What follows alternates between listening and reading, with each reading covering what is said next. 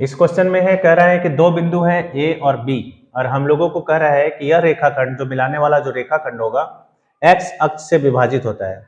तो हम लोगों को निकालना है वह अनुपात कि किस अनुपात में बांटता है।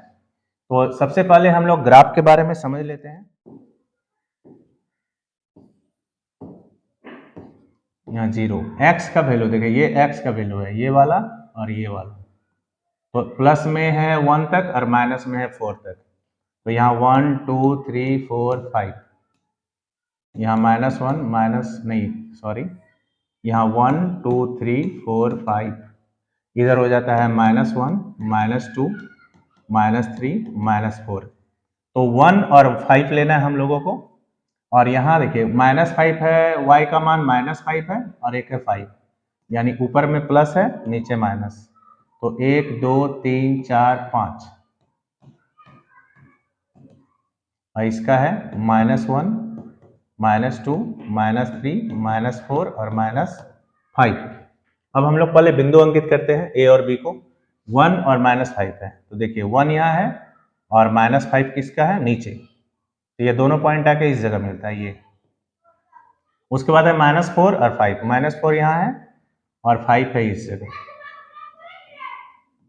इस जगह। इस पॉइंट का नाम ए, इस पॉइंट का नाम बी। ए का जो मान है वो है 1 और -5, 1 और -5, और बी का जो मान है, बी का पॉइंट का मान है -4 और 5। अब इन दोनों को क्या करना है, ऐसे मिला देना है, ऐसे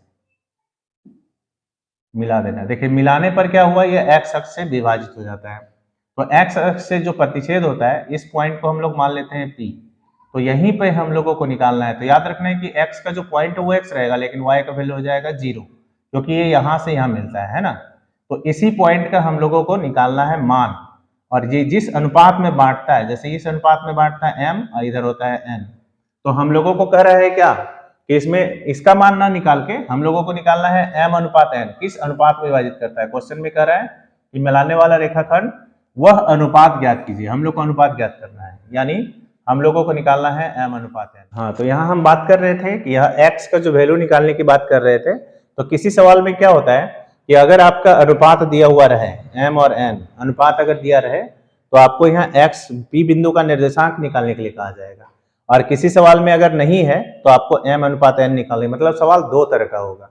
ठीक है, तो इस सवाल में क्या बोला जा रहा है, इस सवाल में बोला जा रहा है कि हम लोगों को निकालना है m अनुपात n, यानी m अनुपात n ये निकालना है।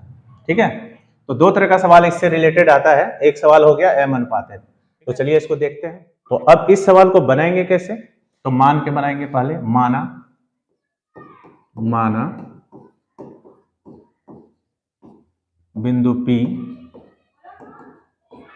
x अक्ष पर है, तो P का जो निर्देशांक होगा ये होगा P x और 0। ठीक है, अब हम लोग यहाँ विभाजन सूत्र, चूंकि यहाँ विभाजित कर रहा है, प्रतिच्छेद कर रहा है, तो विभाजन सूत्र का यूज करेंगे हम लोग। तो विभाजन सूत्र लगाएंगे, तो यहाँ लिखेंगे विभाजन सूत्र से।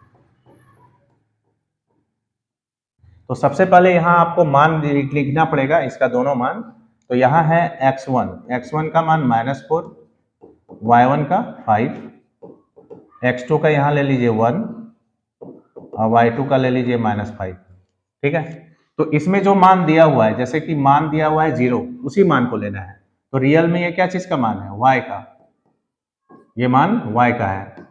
तो y बराबर फॉर्मूला होता है m y2 n y1 और m प्लस n। तो यहाँ y का मान तो दिया हुआ है क्या, 0, तो 0 ले लेंगे। m को भी रहने देंगे, y2 का मान रखेंगे कितना, -5, n भी रहने देंगे, और y1 का मान रख देंगे कितना, 5, और इधर हो जाएगा नीचे m प्लस n और उधर हो जाएगा 0। अगर m प्लस n को 0 से गुना करेंगे तो वो 0 हो जाएगा। तो बचेगा क्या, बचेगा -5m और फिर होगा 5n बराबर 0। इसमें से m वाले को रख लेंगे टर्म को इधर, और उधर ले जाएंगे -5n को।